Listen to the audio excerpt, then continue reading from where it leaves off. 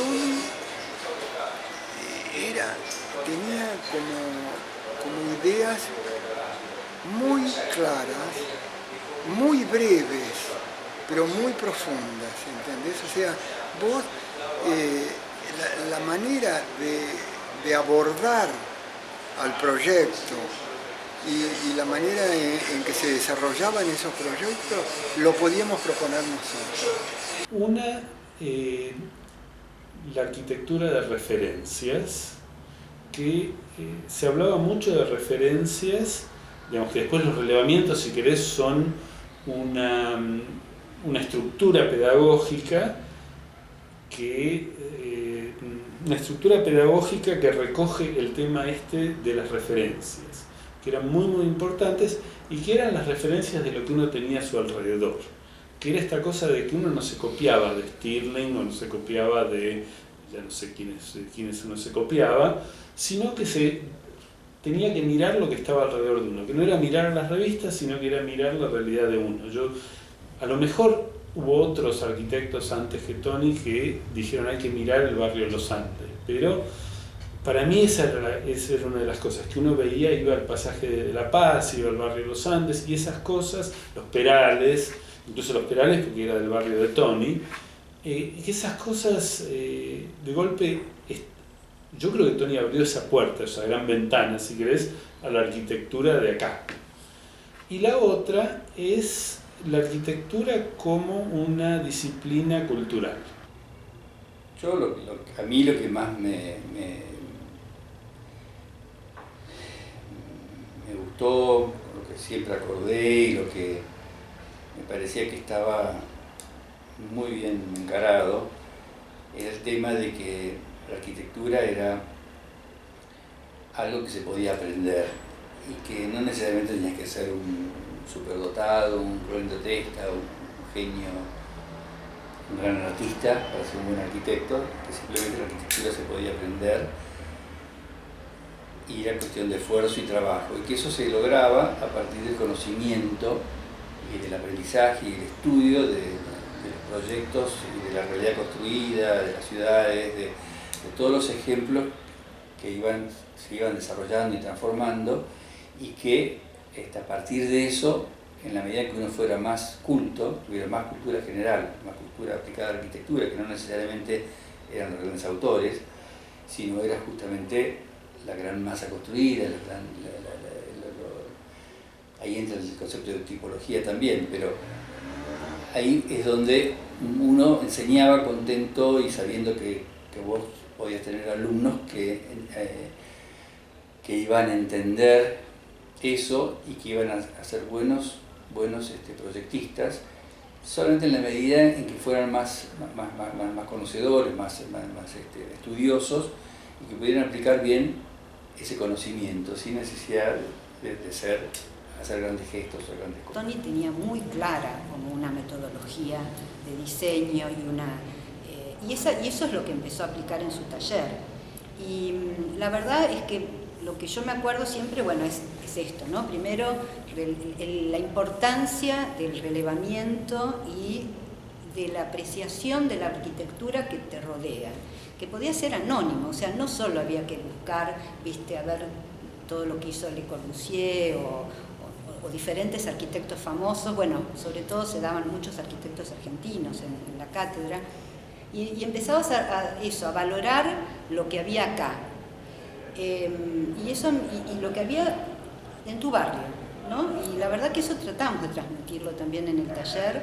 Para Tony, cuando él decía orientar al norte, decía Vladimiro Acosta. Decía, ese es el homenaje. Cuando él decía orientar al norte, era lo que él llamaba el homenaje a Vladimiro Acosta, que para mí es la diferencia entre, por ejemplo, pensar en la orientación como un problema instrumental o pensarlo como un problema cultural de la arquitectura.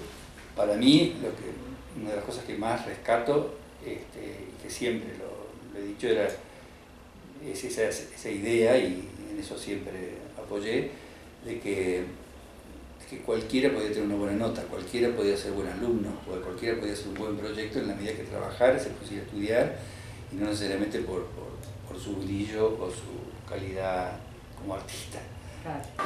Estamos a punto de meternos en su zona. Yo no sabía quién era Tony Díaz. Y de repente, como son esas situaciones de grupo y de tensión y de dinámicas y de chismes y de correríos, se corrió la bola que el lugar donde estaba la papa, donde se discutía lo que había que discutirse, lo que había que discutir, era la cátedra de Tony Díaz. Y entonces decidimos anotarlos ahí, que fue un momento alucinante, ¿no? Porque incluso en mi vida personal lo que cambió esa decisión. Si yo me hubiera anotado en Solsona, no estaría casado con mi mujer. Pero ese momento de no equivocarse, ¿no?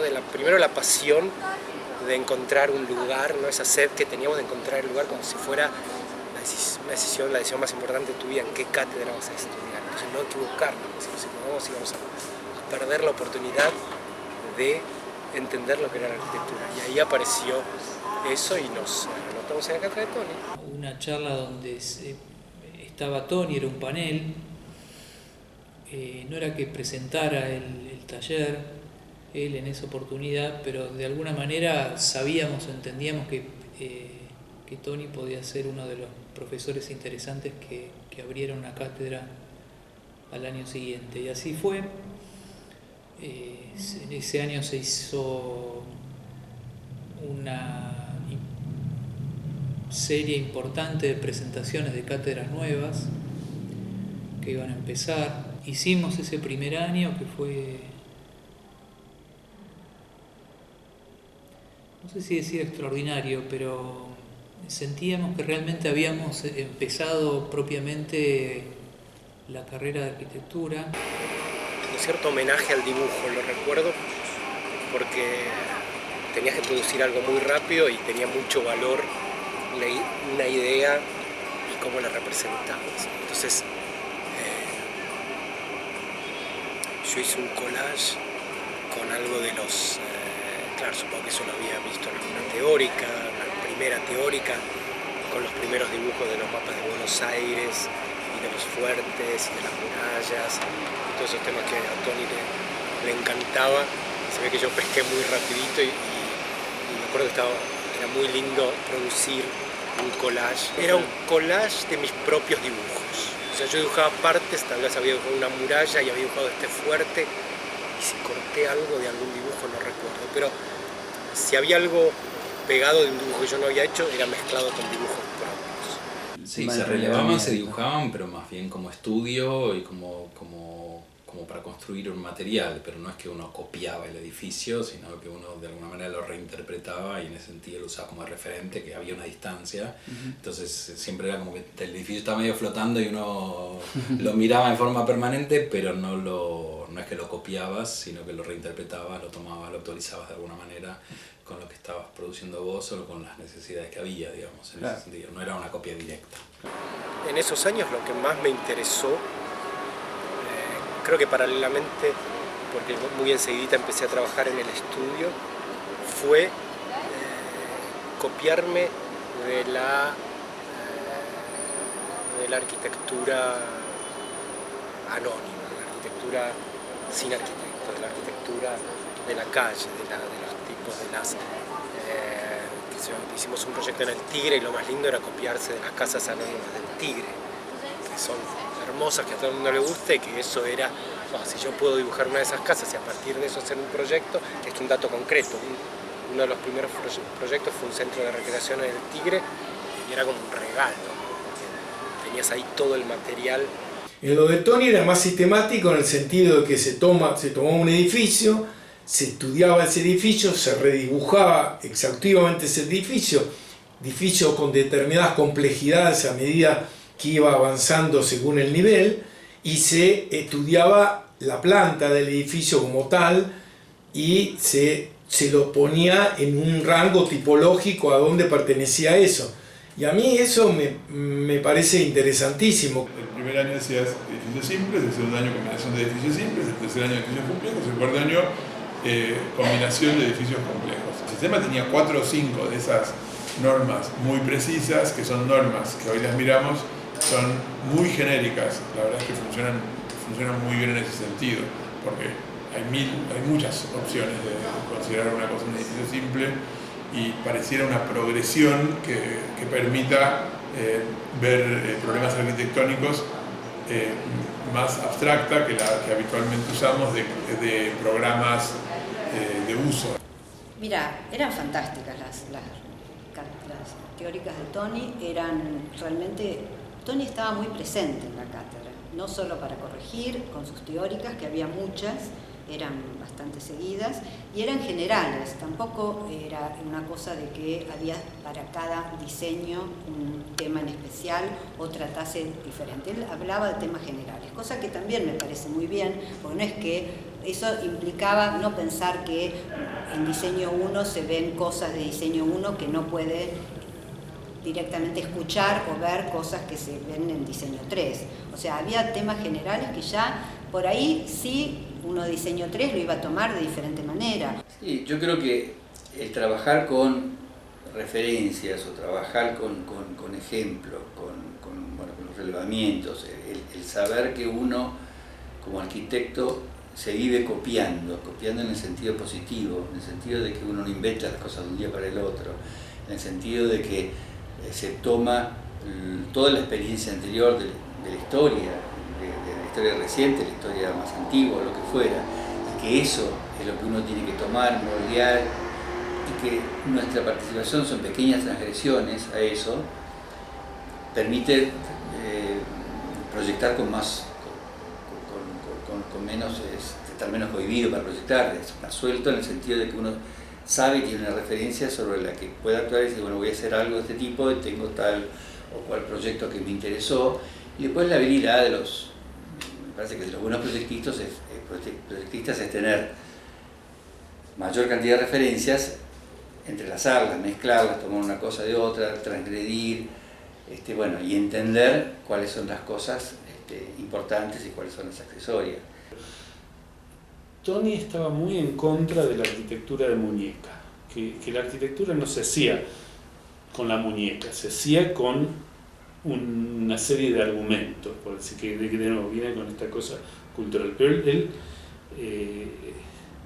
esto es un poquito más complicado, pero incluso me acuerdo, uno torcía algo, un estudiante torcía algo y se lo enderezaba, porque era esta cosa de evitar el gesto, sería el gesto superficial, la arquitectura del gesto superficial. Pero me parece que el acto de dibujar para Tony era un acto de estudiar, un acto de aprender. Que uno, parte del relevamiento era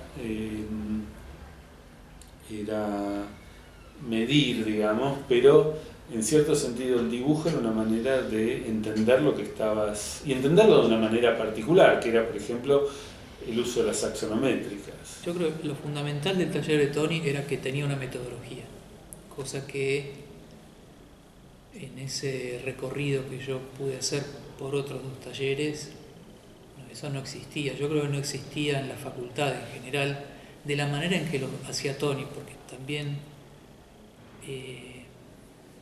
hay que pensar que la de Tony era una apuesta riesgosa, porque los talleres que venían de la época del proceso, digamos, a falta de carga ideológica, porque no era imposible tenerla,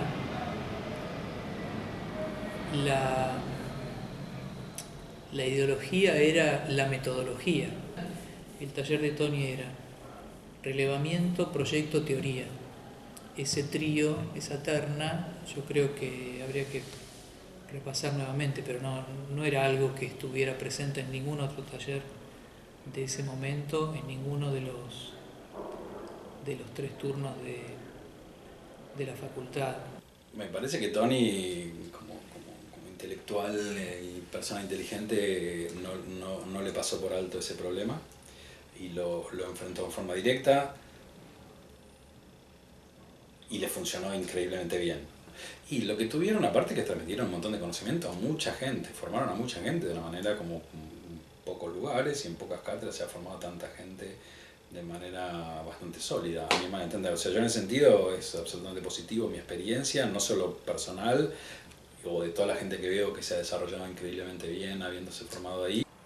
A mí me parece que Aldo Rossi y Tony hablando de la ciudad es como importantísimo, es decir, hablar de la memoria, ¿entendés? Y eso a mí me parece que a mí me impactó, ¿entendés? Hablar de que las ciudades tienen memoria y no es como que las grandes ideas, sino que la memoria, la ciudad. Y Toni lo planteaba muy bien a través de Rossi y Toni. Eso lo aprendí, a mí me cambió eso. En esa época, ver el urbanismo pensando en la memoria es como otra cosa. También estaba presente, era el respeto a la ciudad, y que vos estabas, no sé, el tema que tocase, el tema del proyecto que tocase, tenía que ver mucho en dónde se hacía y tener el respeto ese a, no sé, a la cuadra, a la manzana. Quizá lo más importante que yo me llevé de Toni era el interés por la ciudad. Todos los docentes del taller de Toni tenían algo distinto, que era alguna condición personal que él habrá valorado a la hora de elegirlos. Por ejemplo, en 2 eran muy buenos dibujantes, todos. De ahí sí, ya en diseño 2 el dibujo tomaba otra estatura, ¿no? Y se convertía más en la razón de la arquitectura, o sea, una arquitectura que se va haciendo porque se dibuja de cierta manera. Pero permanentemente había como un incentivo a que nosotros como docentes buscáramos la manera de potenciar esas ideas que estaban así como rotuladas, que era el compromiso en horas hombre con la cátedra. Nosotros no solamente estábamos reunidos para atender a los alumnos los días de clase, sino que otro tanto reuniones larguísimas de dogma, donde se analizaba los caminos, lo que estábamos haciendo, las propuestas, los proyectos y demás, y ni qué decirte después para las correcciones. La verdad que en la cátedra de Toni hubo un espíritu fuerte, no sé cómo llamarlo, es medio raro, son esas cosas que cómo lo definís, pero la verdad que había un espíritu fuerte, porque es la única manera que tengo de definirlo, que es mucha gente con mucha convicción pensando en ciertas cosas. Toni era una especie de como líder humilde, no sé cómo llamarlo, pero es así, es porque fuera discusión era un líder, fuera discusión era un tipo humilde que iba pensando sus cosas, que tomaba el subte, charlaba con todos los alumnos que se le presentaban y con toda la gente que quisiera pensar y discutir arquitectura o pensar y discutir otras cosas, pero no necesariamente tipo muy culto, o sea, no es que necesariamente estaba cerrado en la arquitectura y su conocimiento era arquitectónico, sino que su conocimiento y sus lecturas eran mucho más amplias que eso. Y en ese sentido armó un espíritu de convencimiento absoluto. Los profesores tenían la bandera y la capa y la remera de Toni y los alumnos también. Los relevamientos fueron un disparador para poder enseñar cómo se muestra una obra de arquitectura, qué particularidades tiene y de hecho los propios dibujos de los alumnos y en particular aquellos proyectos que eran muy interesantes, dibujaban y dibujaban y dibujaban y dibujaban y corregían y volvían a dibujar.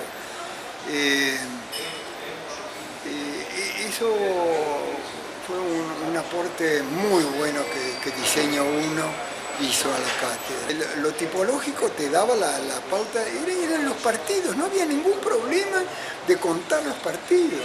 Inclusive las correcciones eran públicas, con lo cual ellos podían tomar de otro compañero un partido posible. Eso fue para mí lo más moderno, lo más comprometido, lo más transparente, pero que eso es increíble, increíble. Y ¿sabes una cosa? Parte del tema es que era una arquitectura honesta la que se construía. Lo sentimos enseguida con un enorme amor por la arquitectura. Yo creo que sigue siendo una experiencia bastante única. Pero realmente mi maestro fue Toni.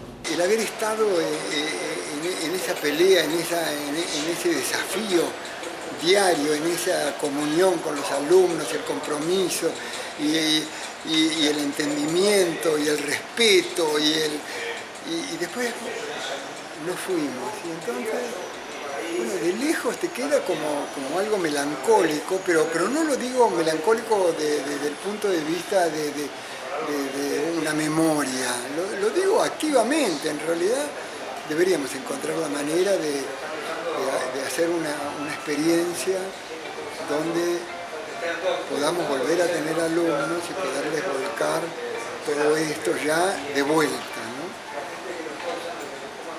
Bueno, buen final. Y no sigo porque lloro.